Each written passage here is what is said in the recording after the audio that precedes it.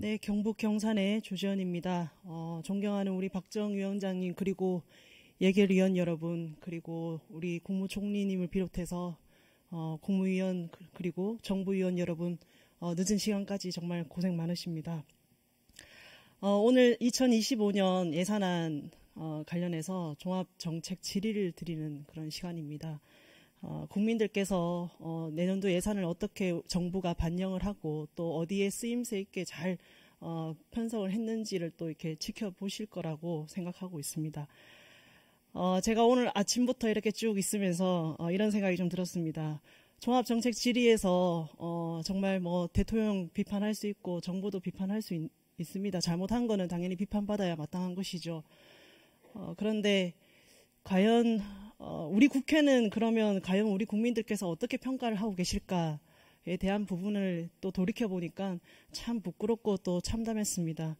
제 입으로 이런 말씀 참 드리기가 사실 저도 국회의 한 일원으로서 참 민망하고 송구스러운데, 국민들께서 보시기에도 이렇게 전쟁을 무한 반복하고 있는 이 국회에 대해서 아마 개혁의 대상으로 보시지 않을까 이런 생각이 듭니다. 민심의 매서움이 정말 두렵게까지 이렇게 다가오는 것 같습니다. 국민을 대표한다라는 말씀도 주셨고, 법 앞에 평등해야 된다 이런 말씀 정말 앞서 우리 의원님들께서도 많이 말씀 주셨는데 맞는 말씀입니다. 법 앞에 평등해야 되는 것이 맞고요. 그리고 국회의원 역시도 법 앞에 평등해야 됩니다. 불체포 특권과 같은 이런 국회의원이 갖고 있는 특권도 저는 가감히 그런 일환에서 내려놓아야 된다라고 생각이 들고, 2025년 예산안 정부 정책 질의에서만큼은 정말 우리 국가의 미래, 국익, 그리고 정말 우리 국민의 미래를 생각하고 정책 질의로 잘 이렇게 마무리가 되었으면 하는 그런 바람입니다. 총리님, 2025년 예산안 우리 기조에 대해서 주요하게 좀 간략하게 설명해 주실 수 있을까요? 네.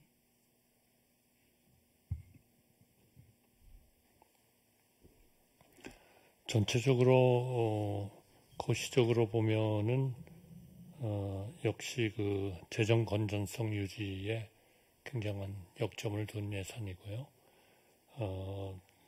그러나 역시 그 국가 부채는 늘어납니다. 갑자기 모든 것을 줄일 수가 없기 때문에요. 그러나 그 향후 5년 동안 이 윤석열 정부 기간 중에 전체적으로는 국가 부채는 한 3% 정도 늘어나는 정도 속도로 지금 가고 있다. 네, 총리님. 네, 네. 그런 거고요. 네. 일단 그래서 지금 한 4가지 정도 이제 어디 역점을 두고 있느냐 하는 건데요. 결국 약자 복지, 그리고 경제 활력의 회복, 그리고 미래, 그리고 역시 우리의 이제 전체적인 뭐 경쟁력 강화 이런 쪽에 주로 역점을 두는 그런 예산 편성이다라고 말씀드리겠습니다. 네, 정말 어려운 그 대내외적인 그런 환경 속에서도 정말 그 건전 재정 기조 유지하면서 경제 성장의 마중물이 될 수 있는 예산 확충, 그리고 약자 복지에서만큼은 충분히 지원이 이루어져야 된다라고 생각이 들고, 민생 과제들 차질 없이 추진될 수 있도록 살펴봐 주십시오. 대통령께서 주제로 이렇게 민생 토론회 많이 개최하시지 않았습니까? 몇 번 정도 개최했습니까? 29번째. 네. 그러면 주요 광역 지자체는 다 가셨겠네요. 네, 다 가셨습니다. 네. 근데 민생 토론회에서 다뤄지는 사업들은 대개 어떤 방식으로 논의가 되는 겁니까? 저는 이게 정부에서 탑다운식으로 이렇게 내렸다고 생각하지 않습니다. 아닙니다. 예, 지자체에서 정말 우리 국민들께서 필요로 하는 사업들을 당연히 수렴을 했을 거고, 그래서 각 부처에서 이것들을 검토를 했을 거지 않습니까? 그런 다음에 민생 토론회에서 논의가 됐겠죠. 네, 그렇게 진행이 됩니다. 네, 그런데 이게 왜 일각에서는 민생 토론에서 논의됐던 이 사업들이 선신성 사업이다, 선신성 예산을 쓴다라는 지적이 있으면서 이걸 전면 삭감해야 된다라는 이런 주장들도 하고 있습니다. 저는 이게 선신성 사업이 아니라 정말 우리 주민들이 필요하고 국민들께서 필요하는 사업이라면 여기에 정쟁의 색깔을 덧칠해서는 안 된다라고 생각합니다. 우리 총리님 동의하시죠? 네, 저도 동의합니다. 제- 이것은 전부 다 그 지역, 지자체, 그 주민들이 원했던 것들을 가지고 네. 이제 대통령이 가시면 최고 결정권자가 가는 거니까 그때 중앙부처들하고도 협의를 사전에 좀 하고 해가지고 최종화시키는 그런 절차를 밟았죠. 네, 맞습니다. 국민들께서 정말 필요로 하는 사업에서는 저는 여당도 야당도 따로 없다고 생각합니다. 제가 이제 민생 토론에서 다뤄진 사업 중에 새만금 개발청 산업단지 확대라든지 국내 최초 수열 에너지 클러스터 조성, 그리고 2026년 여수 박람회 지원, 뭐 저희 지역 사업들도 물론 경북 토론회 때 다루셨습니다만 뭐 영혼함할 것 없이 지역이 필요로 하는 정말 사업들이고, 저는 이게 차질 없이 오히려 예산을 삭감할 것이 아니라 예산을 충분히 확보해서 제대로 이행하는 것이 중요하다라는 생각이 들고요. 총리님, 그러면 이 민생 토론회 때 논의됐던 사업들이 어떻게 관리되고 뭐 관리 감독을 어떻게 하고 계십니까? 네, 뭐 이 중에는 어떻게 보면은 그 지역과 또 국정 과제로서 정리가 돼 있던 사업들도 좀 있고요. 그리고 이제 일부는 또 규제 혁파를 해가지고 그 문제를 좀 주민들의 그 원하는 것을 해결해 드리고 하는 것들이 다 지금 좀 섞여 있기 때문에 지금 전체적인 그 국정과제 총괄을 국무총리실에서 하고 있습니다. 그래서 이 민생도 그러한 성격의 사업들이기 때문에 국무총리실에서 과제 넘버링을 하고 이렇게 해가지고 이제 정기적으로 어떻게 진행되고 있는지를 지금 점검하고, 늦어지는 거는 왜 늦어지는지 원인을 알아가지고 좀 그 협의도 하고 그래서 좀 빨리빨리 진행이 되도록 그렇게 노력하고 있습니다. 네, 총리, 이게 많은 국민들께서 사실 대통령께서 주재를 한 민생 토론회에서 다뤄진 사업인 만큼 사실 기대감이 매우 큽니다. 마치 내일 모레 당장 사업이 추진될 것처럼 이런 기대감을 많이 갖고 있는데 저는 이게 총리실에서 어쨌든 관리 감독을 하시겠지만 속도감도 중요하고 정말 실제로 이행되는 것이 매우 중요하다고 생각합니다. 국민과의 약속이니까요. 그래서 총리님께서 앞으로도 민생 토론 주요 사업의 진행 사항들을 잘 점검해 주시길 당부드립니다. 기본적으로 하여튼 지역의 주민들이 그 지자체와 함께 원했던 사업들이다. 이렇게 네, 잘 알겠습니다. 어제 관계부처 합동으로 딥페이크 성범죄 대응 강화 방안이 발표됐습니다. 우리 국무총리님 그리고 부총리님 그리고 여가부 차관님 지금 계시나요? 네. 예, 차관입니다. 네, 다 보셨나요? 이 지금 어제 합동 네. 보셨죠? 근데 어제 제가 이제 지난 결산 때도 딥페이크 성범죄 대응을 철저하게 해야 된다라고 한번 이제 질의를 드렸었고, 디지털 성범죄를 뿌리 뽑기 위해서는 불법 촬영물 등 성범죄물이 삭제 조치가 매우 중요하다라고 강조를 드렸습니다. 그리고 국민들 인식 조사에서도 보면 피해자 지원 중에 가장 시급하고 가장 필요로 하는 것이 바로 이 불법 촬영물에 대한 이 성범죄물에 대한 삭제 지원 강화였습니다. 여가부 차관님, 그러면 딥페이크 성범죄 대응을 위해서 디지털 성범죄 피해자 지원센터에서 이 사업들을 운영해 나갈 계획이시죠? 예. 그러면 어제 이 대응 방안이 나왔는데 그러면 그에 맞게끔 예산과 인력 확충이라든지 이런 부분들이 필요해 보이는데 여기에 대해서 어느 정도 규모로 생각하고 계십니까? 예, 그 성폭력 방지법이 지난 국회 9월에 개정이 됐기 때문에 지금 여가부 산하기관 내에 있는 그 디지털 성범죄 피해자 지원센터의 기능이 강화될 예정입니다. 그러기 위해서는 이제 그 24시간 상담하고 온라인 모니터링하고 삭제 지원에 대한 서비스, 피해자 보호를 위한 서비스가 진행되어야 되거든요. 그래서 의원님 말씀하신 대로 일단 그 전문 인력들에 대한 확충이 필요합니다. 현재는 33명이 지금 확보되어 있는데 저희는 이 부분이 한 60명 정도는 돼야 이런 업무들을 수행할 수 있다라고 판단하고 있고요. 말씀하신 대로 삭제 지원이 굉장히 중요합니다. 그러기 위해서는 그 이 불법 합성물에 대해서 탐지할 수 있는 자동 탐지할 수 있는 고도화, 그다음에 삭제 요청을 자동화하는 시스템이 필요합니다. 그래서 그런 시스템 고도화하는 예산, 그다음에 이 삭제를 잘하기 위해서는 해외 불법 사이트가 많이 있거든요. 그래서 그런 것들을 잘 공조할 수 있는 대응 강화를 네, 차관님 그러면 필요합니다. 예산이 많이 필요로 하겠네요. 예, 필요합니다. 네. 예. 우리 국회 차원에서도 많이 챙겨보겠지만 우리 부총리님 요 사업 관련해 가지고 또 한번 기재부에서도 잘 한번 챙겨봐 주십시오. 네, 알겠습니다. 네. 총리님, 정부가 교육 그리고 연금, 노동 그리고 의료 4대 개혁 추진하고 있는데 저는 4대 개혁 추진 못지않게 또 중요한 것이 기후위기 대응이라고 생각하고 있습니다. 기후위기 대응이 매우 중요한데 탄소 중립 실현을 위해서 이렇게 R&D도 당연히 차질 없이 진행돼야 되겠고 그 과정에서 저는 녹색 기업도 성장하고 그런 와중에 또 이제 녹색 시장도 이렇게 열린다라고 생각합니다. 한편으로는 이 기후 위기에 따른 그 이상 기후에 따른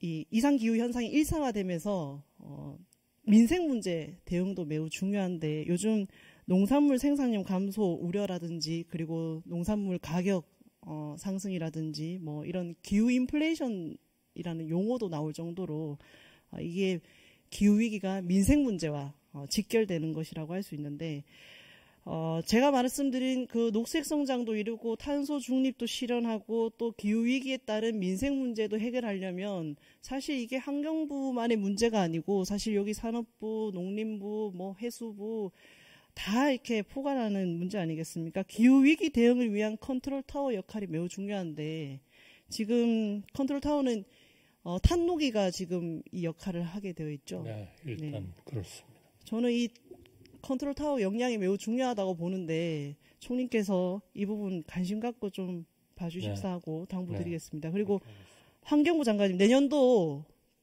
기후위기 대응 관련해 가지고 주요한 사업들 그리고 예산 충분히 반영됐다고 보십니까? 네, 주정 여건 하에서는 노력은 많이 했습니다. 주요하게 어떤 사업들이 있습니까? 저희들 일단 기후위기 대응 관련해서는 지난번 상임위에서 통과시킨 법에 따라서 기후정보 제공하는 플랫폼 사업을 이제 시작하기로 했고요. 그걸 통해서 농업이나 우리 어업들에서 그 필요한 농작물 재배와 관련된 뭐 지도, 정보 이런 것들을 제공하는 사업을 새로 시작하게 될 것입니다. 나머지 뭐 탄소 중립이나 여러 가지 R&D나 또 우리 그 기후 대응을 위한 여러 가지 안전 문제로 인한 여러 가지 치수, 이수 문제들 이런 것들 저희들이 예산이 반영되어 있습니다. 네, 장관님, 제가 왜 여쭤봤냐면 기후대응기금 규모가 인건비나 기금 전출 등에 쓰이는 운영비를 제외하면 내년도 기후대응기금 규모가 2023년도보다 오히려 축소됐다라는 그런 보도가 있어서 제대로 한번 설명을 부탁드리는 차원에서 제가 질의를 드렸습니다. 그것은 24년 예산이 23년보다 줄었다는 것은 배출권거래 수입 때문에 줄은 것은 맞습니다만 네. 25년 예산은 24년 예산, 저희는 지금 내년 예산을 얘기하는 예결이 아니겠습니까? 25년 예산은 금년 예산보다 9.1%가 늘었습니다. 운영비, 인건비 등 빼고도 늘었습니다. 그렇기 때문에 그것은 팩트와 맞지 않습니다. 네, 이런 언론 지적들이 있는데 제대로 잘 이렇게 홍보 설명을 잘 해주셔야 될 것 같습니다. 저는 이 기후위기를 선제적으로 대응하기 위해서 이런 R&D 지원도 사실 뭐 차질 없이 진행되어야겠지만 이상기후로 인한 이 농작물 이 생산 피해라든지 이런 것들을 많이 우려들을 많이 하고 계시더라고요. 실제로 제가 지역에 시장 상인들을 만나거나 농민들을 뵈면 이 다음에는 어떤 농작물을 이 지역에서 이렇게 하면 좋을까 이런 고민들도 많이 하시고 당도 걱정도 많이 하시고 사실 이런 게 다 민생과 직결된 문제라고 봅니다. 그래서 제가 이런 우려의 말씀을 쭉 듣다 보니까 그러면 농작물 생육 환경을 예측하고 지역별로 이런 특화 작목 육성 정책과 연계할 수 있는 기후변화 맞춤형 지도가 있으면 참 좋겠다 이런 생각을 했었는데 지난 국감 때 제가 기상청 업무보고를 받아보니까 기후변화 상황 지도라는 것을 만들어서 하고 있더라고요. 근데 이제 지금 현재 기후변화 상황 지도에는 향후 이제 100년 뒤에 우리 기후가 특정 지역을 누르면 클릭을 하게 되면 향후 100년 이후에 얼마만큼 기온이 올라갈지에 대한 그 정보들이 상세하게 나와 있고 그렇습니다. 그런데 이게 뭐 고탄소 시나리오, 저탄소 시나리오별로 이렇게 잘 준비가 돼서 12월에 정식으로 오픈을 한다고 되어 있는데 그 전에 제가 이걸 이용을 해봐도 상당히 이렇게 고도화된 수준인 것 같습니다만 이게 더 나아가서 잘 활용을 하려면 실제 국민들께서 많이 이렇게 필요로 하는 정보들이 그 지도에 많이 담겨야 되겠다라는 것을 지난번 국감에서도 지적을 했었습니다. 장관님 기억하시죠? 네. 그래서 저는 여기에 이제 아까 전에 언급했던 대로 농산물 작황을 어떻게 해야 되는지 그 시나리오별로 이거를 참 정보 제공을 해주면 농민들에게도 참 좋고 또 상인들에게도 좋고 우리 국민들에게도 참 좋다고 그런 생각이 듭니다. 그래서 기상청에서 제가 받은 자료 지난번 보여드렸습니다만 기후변화에 따른 여름 배추 재배 미래 전망을 이렇게 해봤더니 2090년도에는 우리나라 어느 곳에서도 여름 배추가 이렇게 재배할 수 없다는 결과물을 받았습니다. 그래서 농림부 장관님 이거 혹시 네, 알고 계십니까? 알고 있습니다. 네. 네. 농림부에서도 어떤 대응을 네. 저희가 하고 지금 계십니까? 말씀하신 기상청, 그다음에 저희 농진청, 네. 그다음에 다양한 전문가들과 함께 이제 그 기후 변화 대응한 원예 농산물 수급 안정 방안에 대해서 연말까지 그 계획을 좀 만들기로 준비를 하고 있고요. 그 안에는 의원님 말씀하신 대로 미래에는 재배 적지가 이동을 하게 될 것이다. 그리고 재배 적지가 이동한 다음에도 기후 변화에 대응해서 스마트한 기기나 장비들을 가지고 어떻게 기후를 컨트롤할 것인지, 그다음에 내재성 품종을 어떻게 만들 것인지, 그리고 계절이 좀 괜찮을 때 생산된 농산물을 어떻게 비축해서 네. 우리가 좀 계절이 어려울 때 먹게 할 것인지 이렇게 비축 역량을 제고하는 것까지 촘촘하게 계획을 좀 만들고 있습니다. 네, 그 맞춤형 기후 변화지도 이게 잘 구축될 수 있도록 환경부와 또 농림부 관계 부처에서 이렇게 잘 협업을 하시면 그렇게 좋겠다라는 하겠습니다. 생각이 들고요. 그리고 제가 이제 기후 변화 지도를 이렇게 쭉 보면서 이걸 만들기 위해서는 그 예보관들이 참 많은 노력들을 하시더라고요. 그런데 참 예보관 인력의 확충이 정말 시급하다.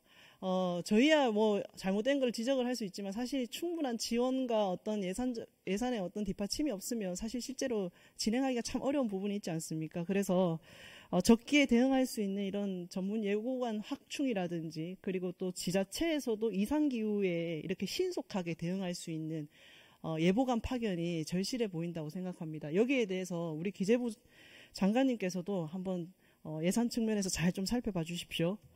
네. 총리님, 우리나라가 헌법에서 규정한 대로 자유민주주의 국가 아닙니까? 네.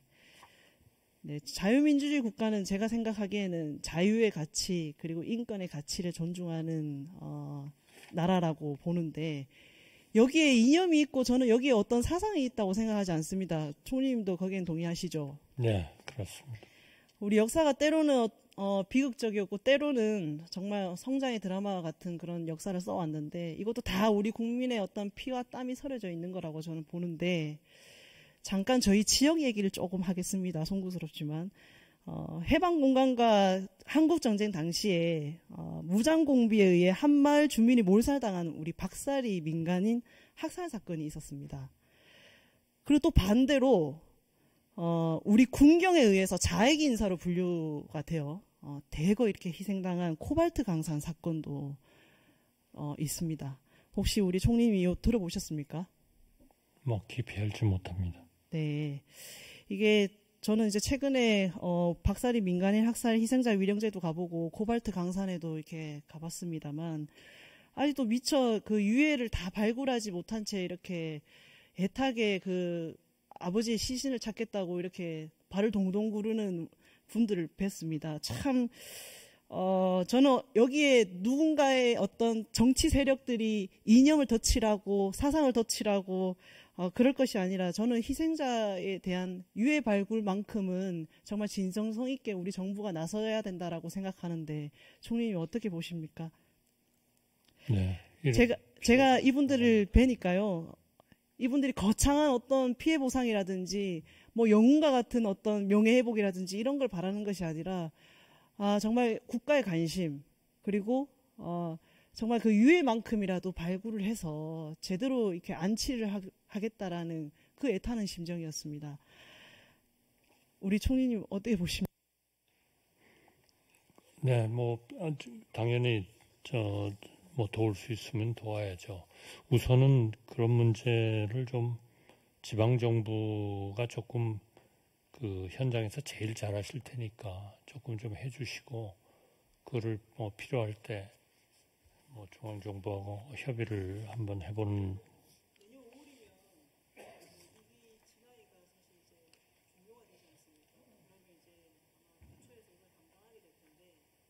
저는 이 문제를 정치적으로 이념적으로 접근하고 싶지 않습니다. 자유와 인권을 지향하는 자유민주주의 국가가 정말 개인의 행복이고 또 국가의 발전도 이렇게 토대가 된다는 그 믿음을 가진 국회의원 한 사람으로서 최소한의 유해 발굴 작업은 꼭 해야 된다. 그리고 그게 이기 진화이가 다 할 수 없더라면 이기 진화이가 종료된 다음에 부처에서라도 이걸 책임감 있게 살펴봐 주십사. 네. 네, 알겠습니다. 네, 조지현 의원님 수고하셨습니다. 다음은 주질의 마지막으로 존경하는 대전 유성의뢰 황정화 의원께서 질의해 주시겠습니다.